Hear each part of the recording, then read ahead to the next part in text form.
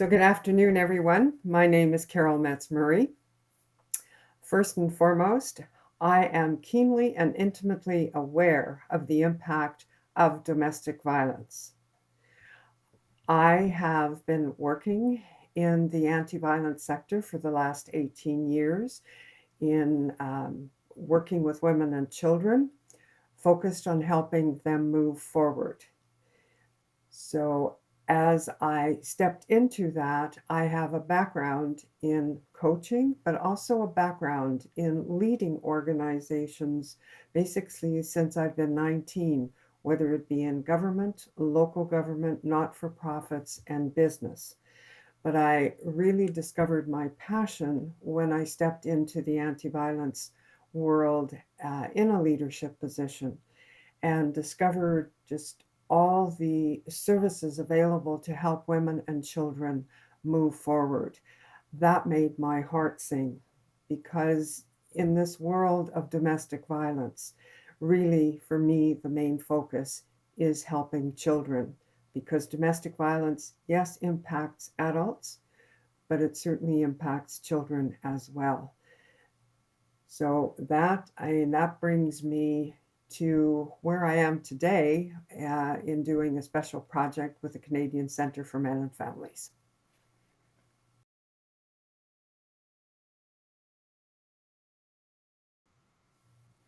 So my role in the Coquitlam shelter was I was the executive director. So generally, I didn't work directly with clients, although I did directly supervise a community-based victim service program. From time to time, I still had clients who would come to see me directly. For whatever reason, they wanted to meet with me, and that brings up a man who came to the shelter for services, and really it was the main office which was linked with the shelter, and he was looking for services for him and his family because he had been dealing with domestic violence and intimate partner violence. No one would help him. There was no agency, no government agency that would say, yes, we can help you. And he came to see me. He sat in my office crying because he had nowhere to go and no services. So in essence, really, we can be thankful to him because he was the impetus for the society to begin to provide services to men. So that was, in essence, my overall role was to help the organization move forward about how we could help women and children, and in essence, men as well.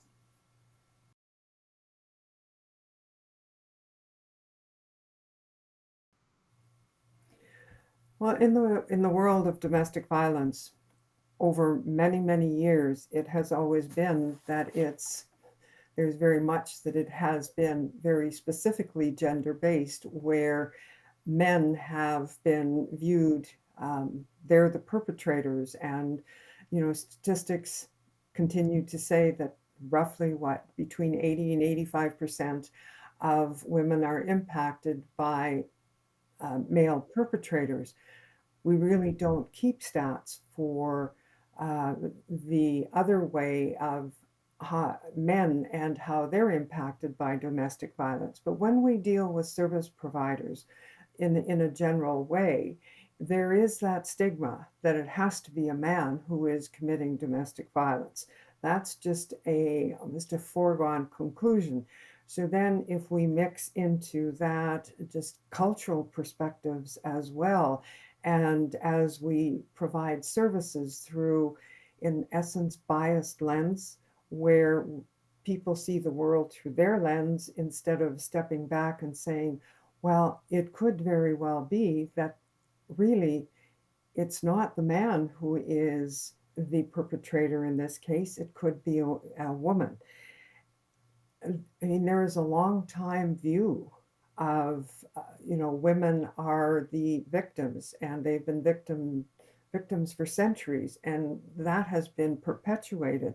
So men are challenged to break through that barrier And often, as a result of that, men don't call for services, men don't call police because they won't be believed, and men suffer in silence.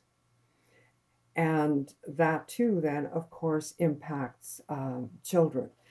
And what I have also seen over my years of working in domestic violence is that generally, whether it be in the social services, whether it be in the court system, whether it be with the police, is people don't stop to ask questions. There's so many assumptions made, which builds different stories than what actually happened in a domestic situation. And more often than not, then it is men that are viewed as the perpetrators, with the history of patriarchy and colonization, and all of that comes to the surface instead of everybody stopping and saying, let's just take a moment here and truly have a look at what is going on here.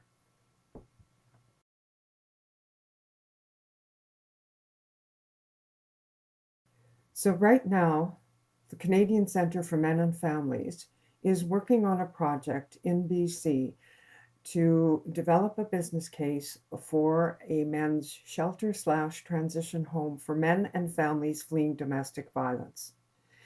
The Canadian Centre for Men and Families opened up a shelter in Toronto in 2021. During that year, they have served over 40 families with a wait list. So let's stand back and have a look at that. There are men who are calling out for services in Ontario. There are men who are calling out for services in British Columbia. And in British Columbia, there is a BC chapter of the Canadian Centre for Men and Families who are offering services to men who are fleeing domestic violence. So men are reaching out, they have nowhere to go. And oftentimes men are staying in unsafe, unhealthy relationships, which is impacting not only them, it's impacting their partner, but it's impacting children. So truly, it is time for us to have a look at creating a shelter in BC. And if we look at some of the history and some of the research that is happening, that is also telling us that men are being victimized as a result of domestic violence.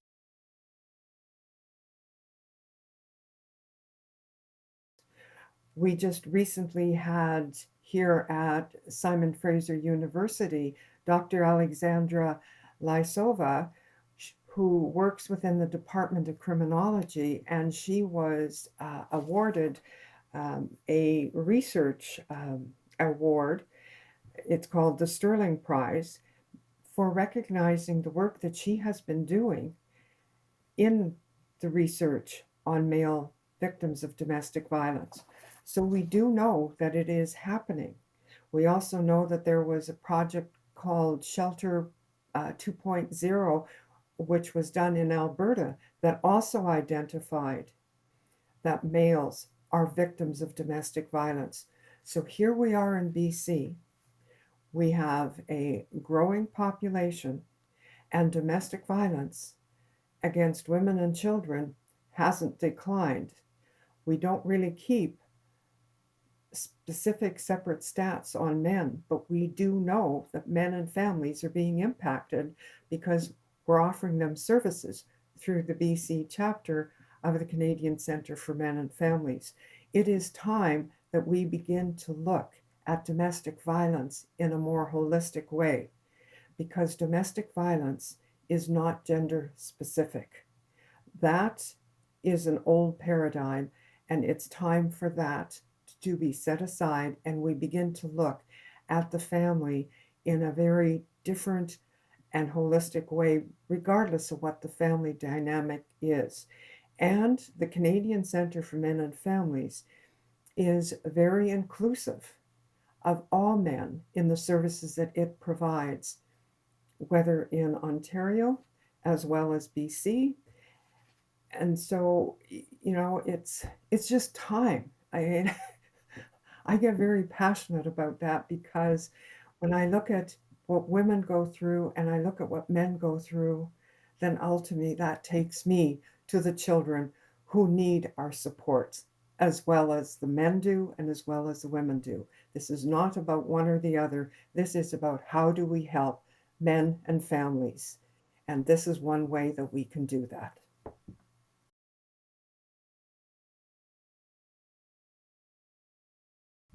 To help the Shelter Project move forward,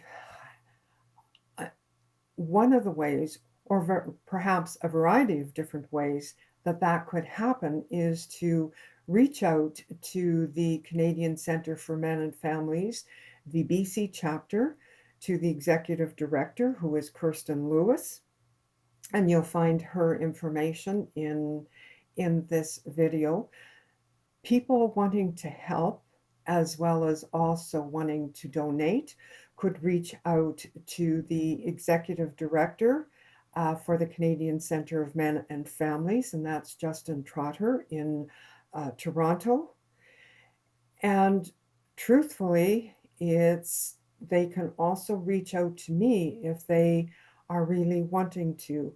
And donations, monetary help, as well as providing letters of support, or perhaps there is someone who would like to sit on the advisory board as well for the Canadian Centre for Men and Families to help this BC project move forward.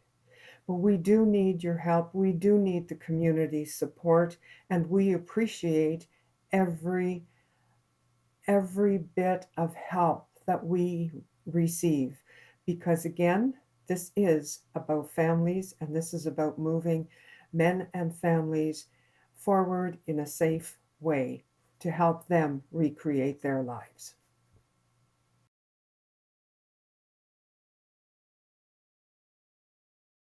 What I want to say to the audience is thank you so much for watching this video, because that tells me that you are interested in learning more about services for men and families. You're also learning more about how you can be supportive to men and families in the Canadian Centre for Men and Families.